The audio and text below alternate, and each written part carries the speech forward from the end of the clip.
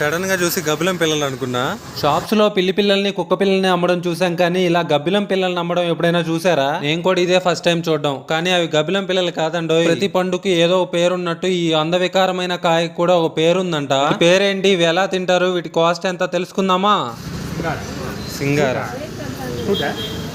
ఈ సింగారమే లేని కాయ పేరు సింగారా అంట. వినగానే నవ్వు వచ్చింది. పోయి ఈ ఫ్రూట్ కే పెట్టాలా ఆ పేరు అని. నేనైతే ఒక 4 కాయలు తీసుకున్నాను. అవి వచ్చి 80 గ్రామ్స్ వెయిట్ వచ్చింది. కేజీ 160 రూపాయలంట.